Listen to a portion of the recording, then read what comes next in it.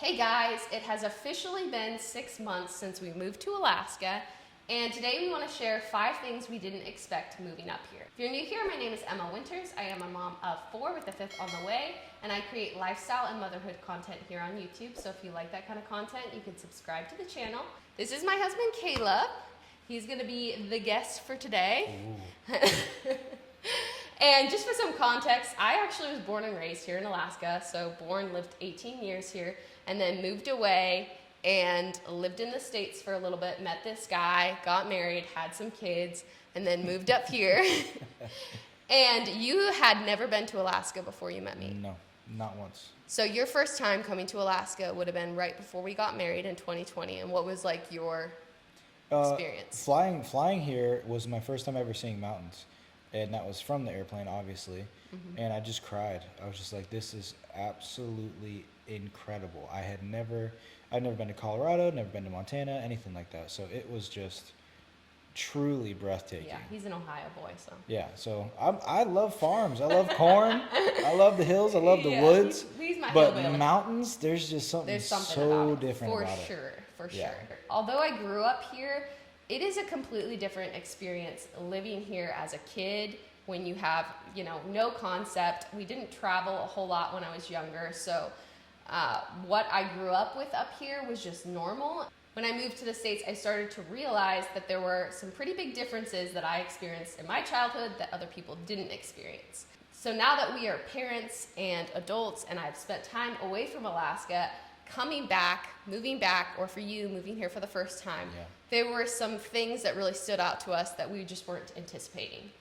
And the first one was the darkness of the wintertime, especially because we moved here in September. Mm-hmm. We got here at the beginning of when daylight was starting to decrease. Mm-hmm. And it wasn't so much like a depression thing. It was like my body was ready to go to bed at sunset, and it was only 4 o'clock. Yeah. Because living in Ohio forever, once the sun goes down, it's almost time for bed.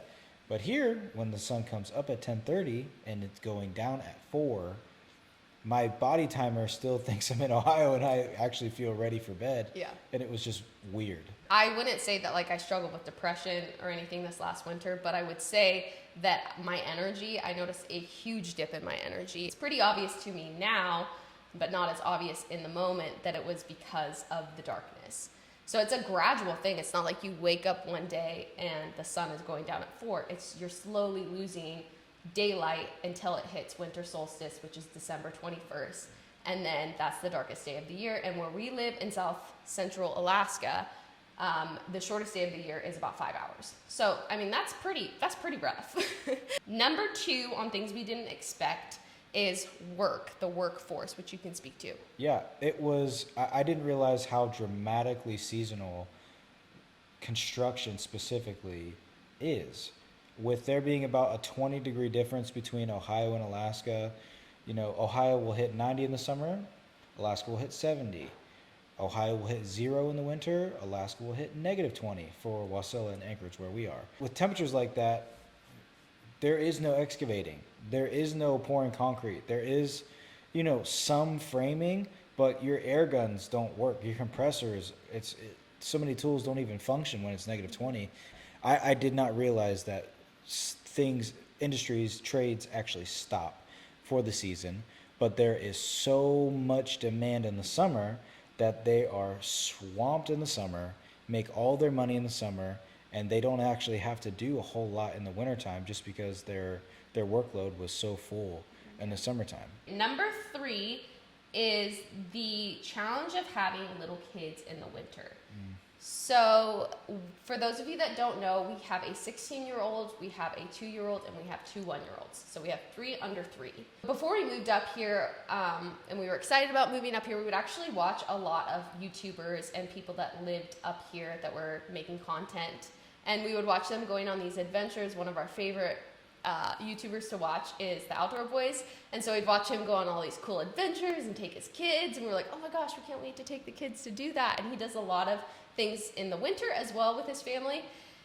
And we quickly realized after the first snowfall, that it just was not going to be realistic. All these bucket list items that we had we're probably going to have to wait until it was a bit warmer, because toddlers in snow gear is just kind of a joke.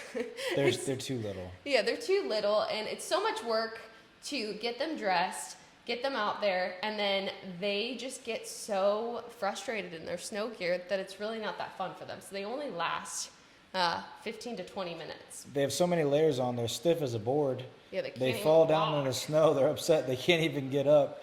Their face is the only thing that's showing. It's just snot going like crazy, and their cheeks are so red and just windburned because it's windy up here too, plus the cold. So like, yeah, they ask to go outside every day, all day, but they can only last like 15 Yeah. minutes after spending 20 minutes or even 30 minutes if they run away from you trying to put their snow stuff on. So we have definitely spent time outside this winter, but we haven't gone on all of these cool adventures or seen all these sites that we want to see, Yeah. because everything in Alaska is pretty spread out. So to drive all the way to Denali or up to Alaskan or something like that to experience something new, we know that they're only going to last 20 minutes. So it's really just not worth it right now. This summer, I think it's going to be a completely different experience, and we're going to be able to check some of those things off of our list. The fourth thing that we didn't expect moving to Alaska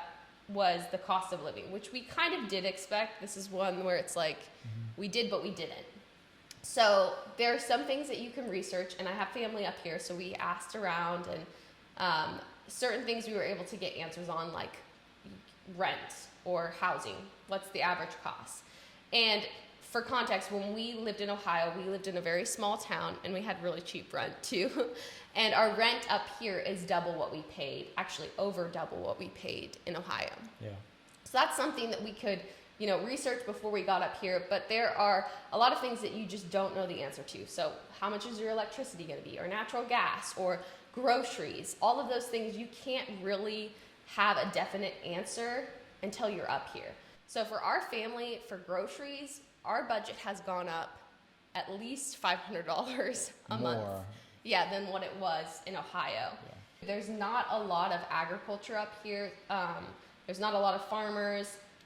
Some things can grow up here, like root vegetables and things in greenhouses and whatnot, but a lot can't be, so it is imported either by flying it in or barging it in. And when we lived in Ohio, we lived in farm country, so we were able to get a lot of those things for pretty cheap. And now up here, we're having to pay for those extra steps of transportation to get those same items.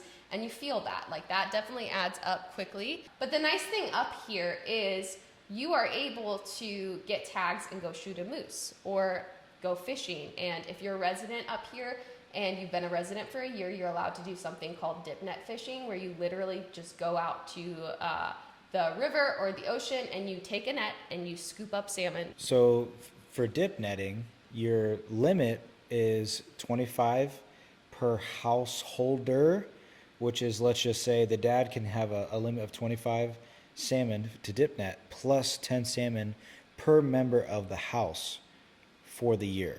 Yeah, so that obviously helps out a lot. If you get a moose or a bear or whatever, a caribou, and then you also get a freezer full of salmon, that definitely brings down your grocery bill by a lot. We've had some really sweet friends that have given us salmon that they got last year, and so that has definitely helped to bring down our grocery budget. The salmon up here is so good. So it's just the best salmon we've ever had. But shout out to Chase and Jacob for the salmon. Shout out! Number 5, and the final thing on our list of things we didn't expect, is the challenge it would be to build community. So when we lived in Ohio, we lived in Amish country, which a lot of our friends were ex-Amish or ex-Mennonite. And so that culture is just very hospitable and very welcoming. They're always hanging out. They're always doing community events. People would swing in all the time and just give us a casserole or some baked goods or something and just do life together. Whereas up here, not everybody, but some people do move up here because they want their own space. They want more land. They want to live off grid. They want to be out of town. And so they just keep to themselves more. And when we first moved up here, we lived an hour out of town, and it was hard to build community, like living that far out, and just the culture being different.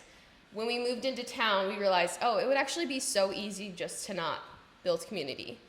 It's not that people aren't open to relationships or that there isn't community out there to be built. It just does take a little more effort because people aren't as open as Ohio, where we lived, or even when we lived in Texas, that is a very hospitable, open culture.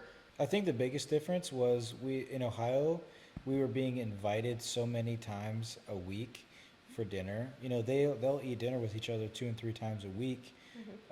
But up here, it's like we don't necessarily we have to be more intentional with planning and scheduling dinners with people because it's not like the first thing they think of is, oh, we should all get dinner together. Like in Ohio, that was like the first thing, like, hey, come over, let's hear your story, let's have dinner in this. We have to be more intentional here versus back home in Ohio. It was like we were always, we didn't have to say it first, basically. Yeah. And like even I go to a mom's group, asking a mom there to like go get coffee. It feels like I almost have to talk with them, 3 or 4 weeks before you do that, instead of like, hey, I really enjoyed talking to you, let's go get coffee sometime. It's just people are a little more reserved and a little more, I don't want to say closed off because that sounds bad, but they just keep to themselves more. But if you're considering moving up here and, community is really important, it's very important to all of us, and mental health and just the well-being of you as an individual, I would say, like, put yourself out there. We have found great community within our church here. And that has been like a really helpful place to meet other people that are in the same season of life as us. So there are groups that you can join if you are moving up here. There are fun community events and stuff like that, but you just really do have to put yourself out there. Yeah. So that has been our experience the last 6 months, and it has been winter for most of it, which we made it. We did it. But it's also not completely over. It's March now, and we got snow this morning, so we're not quite there, but we have almost made it through our first winter. And I'm excited for the next 6 months and to see what our first summer in Alaska is going to look like. And I think that the kids are going to thrive. It's just going to be a lot of fun. I mean, Alaska in the winter is beautiful, but Alaska in the summer, you can't beat that. So thank you guys so much for watching. And if you have any questions for us, just drop them in the comments. I post a video every Friday, so if you like this kind of content, please subscribe, and I will see you in the next video.